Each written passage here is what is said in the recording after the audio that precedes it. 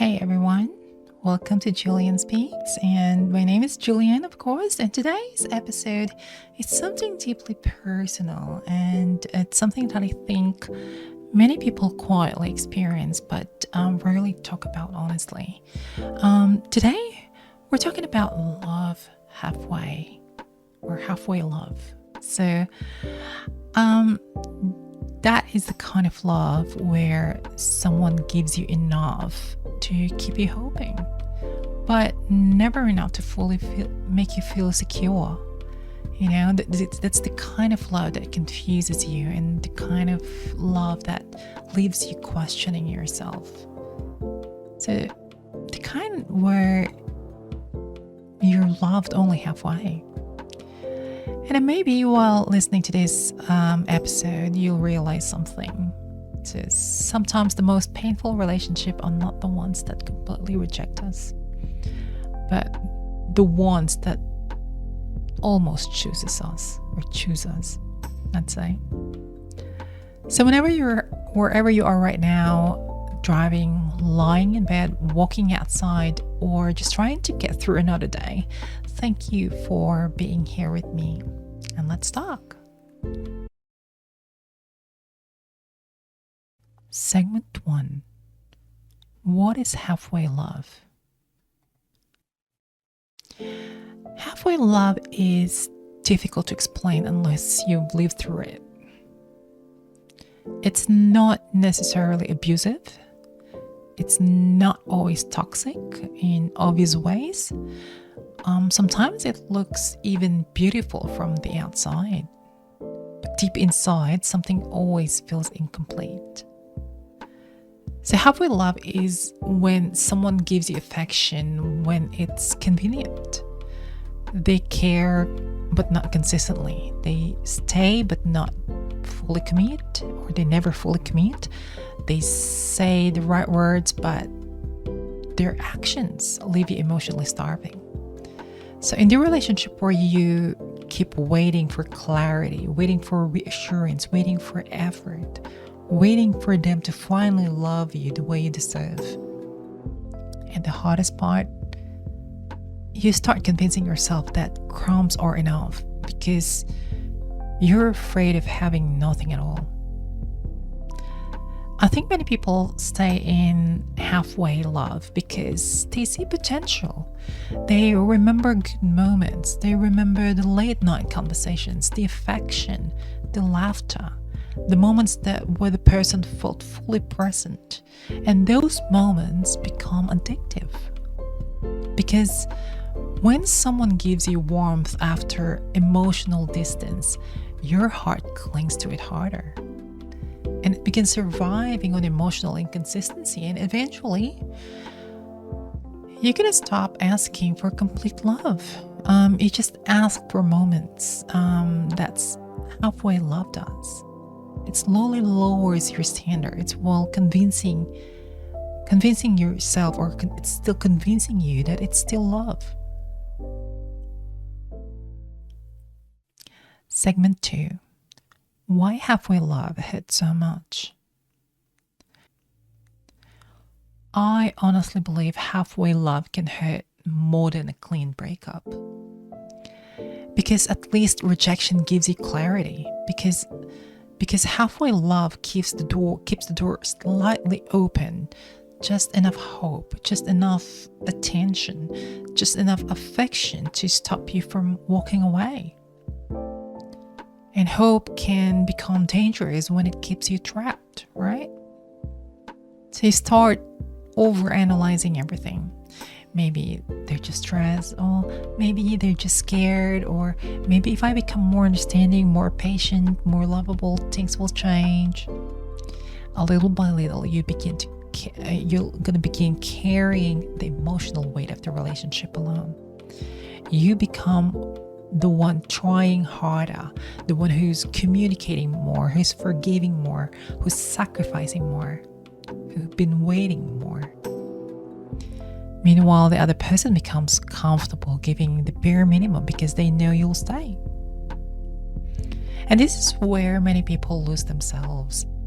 I think it's not because they love too much. but because they kept pouring into someone who was holding the cup halfway. It's halfway love. It creates emotional confusion. So the next day you'll feel invisible, and your nervous system starts living between anxiety and temporary relief. And that isn't peace. That is emotional safety, and that's survival. And love should never feel like that, like it's a survival. Segment 3. Signs you are experiencing halfway love. Sometimes people don't realize they're in halfway love because they've normalized emotional inconsistency. So let's talk about some signs. Like, one sign is feeling emotionally lonely even while being with someone. So you can spend time together, talk every day, even say I love you, but still feel emotionally unseen. Another sign is constantly questioning where you stand. It's when someone truly chooses you, you don't have to decode mixed signals every day. You don't have to beg for reassurance. You don't have to wonder whether they matter or whether you matter or something is matter. Consistency answers question, I would say, before anxiety even has the chance to ask them. Another sign is when effort only appears after distance. So some people suddenly becoming loving when they feel you pulling away, but once they actually feel secure again, they return to emotional laziness. That's not sustainable love. So that's emotional maintenance to prevent losing access to you. Another painful sign is shrinking yourself to avoid asking too much.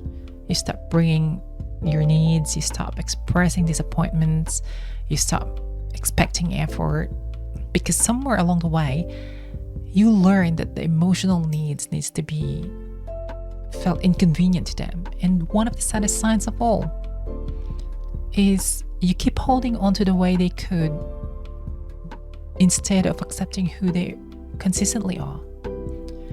Potential can keep people stuck for years, and relationships are not built on potential, they are built on patterns. Segment 4. Why people accept halfway love. Now this is really important because many people ask, why do we stay? Why do I have to stay? Why do intelligent, loving, self-care people still remains in relationship that only give partial love? The answer is complicated. Sometimes it comes from loneliness, sad but truth, but sometimes it comes from fear as well. So sometimes it comes from childhood wounds, sometimes from believing loss or love must be earned. Many people grew up thinking that it means providing. When someone becomes emotionally unavailable, it activates the need to chase validation. And then you're going to start thinking, if I can make this person fully love me, then maybe I'll finally feel enough. But love is not supposed to be a performance, right? You shouldn't have not exhaust yourself to receive basic emotional care. Another reason people stay is because halfway love often comes with beautiful moments. And human naturally holds into hope. We replay good memories, the tenderness, the promises, the moments where they looked at us like we mattered. And we convince ourselves those moments represent the whole relationship. But isolated moments are not the same as consistency. It's anyone who can love you beautifully for a moment. The real question is, can they love you consistently? Can they choose you clearly? Can they protect your emotional well-being instead of constantly destabilizing it? Because Love is not just a chemistry, it's responsibility, it's consistency, it's emotional presence. Segment 5. The damage of the halfway love. Halfway love changes people, and it can slowly affect your confidence. It affects your emotional security, your self-worth, and you begin questioning whether you're asking for too much, or you wonder if maybe you're too emotional, too sensitive, too needy, so much making dramas. But wanting consistency is not being needy. Wanting reassurance is not weakness. Wanting effort is not asking for too much. The right person will not make you feel guilty for having emotional needs. One of the deepest damages of halfway love is self-abandonment. You start betraying your own intuition, ignoring your own pain, silencing your own needs just to maintain connection. And eventually you'll wake up one day, I'm emotionally exhausted, or you are emotionally exhausted. Not because you love someone, but because you kept trying to earn that love that should have been freely given. And I think many people grieve not only for the relationship, but for the version of themselves they became inside it. The anxious version, the overthinking version, the version that accepted less, the version that stayed too long hoping that things would change. The grief is real. Segment 6. When love is real, you feel safe. I want to say something important here. Healthy love is not perfect. There's no perfect relationship.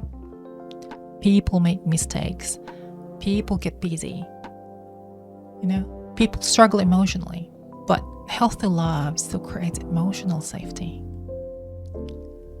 You don't constantly feel confused. You don't constantly feel disposable.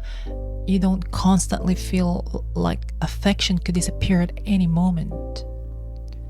Real love communicates. Real love reassures. And real love takes accountability. And most importantly, real love does not leave you starving for basic care. Sometimes people think intensity equals love. But intensity without consistency is often become emotional chaos. The peace is actually one of the clearest signs of healthy love. Not boredom, not emotional numbness, but peace. So the feeling that your heart can finally rest, the feeling that you don't have to fight for every ounce of affection, the feeling that someone is genuinely choosing you fully, not halfway. Segment 7. Learning to walk away. Here it is. Walking away from halfway love is incredibly difficult, especially when you truly love the person. Especially when you know they care about you in some way. But love alone is not enough to sustain a healthy relationship, because you deeply love someone and still recognize that they cannot meet you emotionally, and that's the truth. Hurts.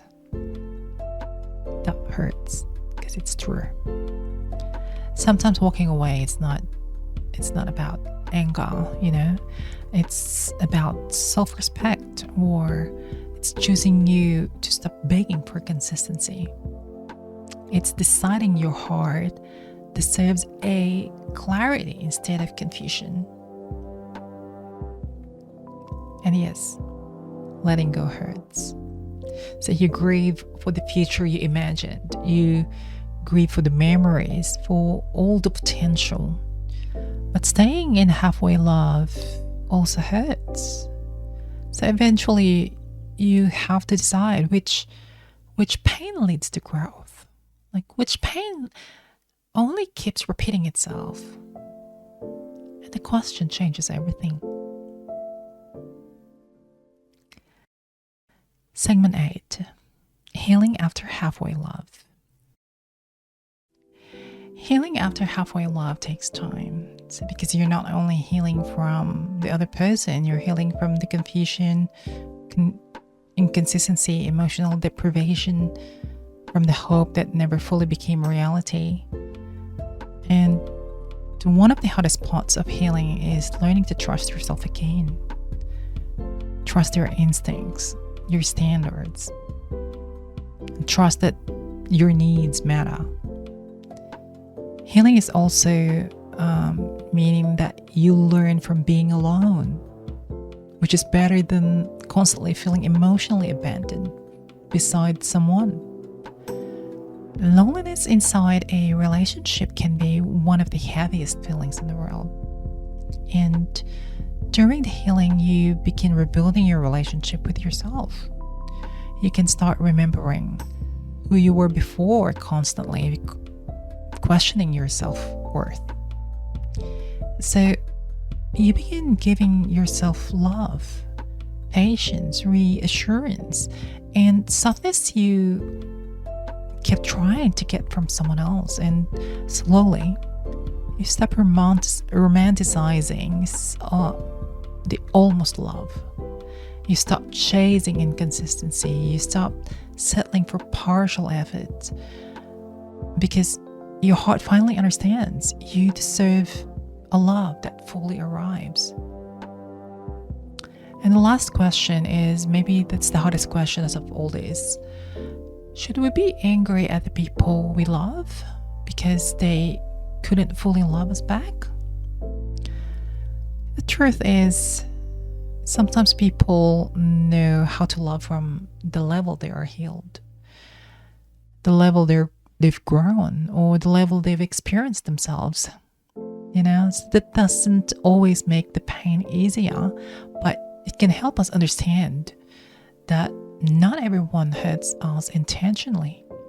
Some people love us the best way they know how, and sometimes their best still leaves us empty. And that doesn't mean you were too much.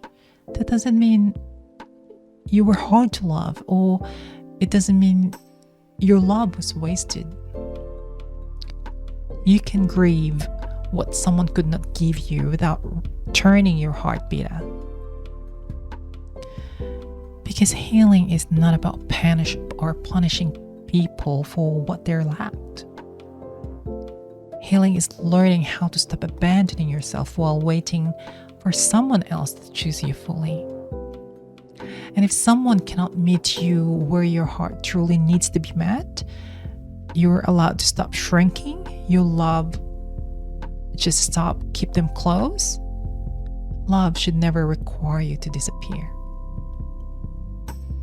So if you're experiencing halfway love, I want you to know this. You are not difficult to love. You are not asking for too much. Wanting consistency, reassurance,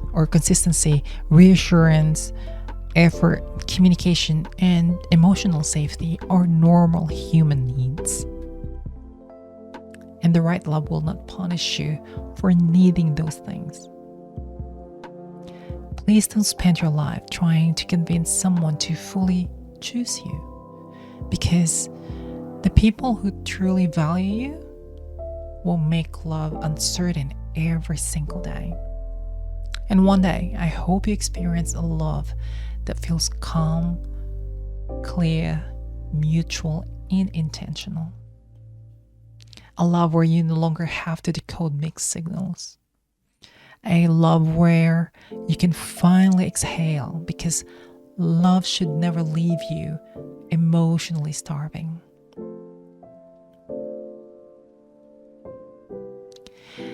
You deserve more than halfway love, and you deserve to be fully chosen.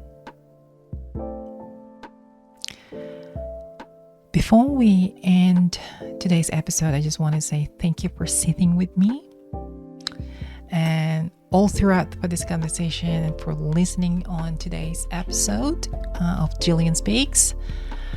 And I would say if the topic spoke to you in any way, I would like to invite you to grab a copy of my book.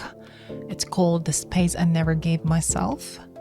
So it was written for people who love deeply, lost themselves quietly, and are trying to find their way back home emotionally.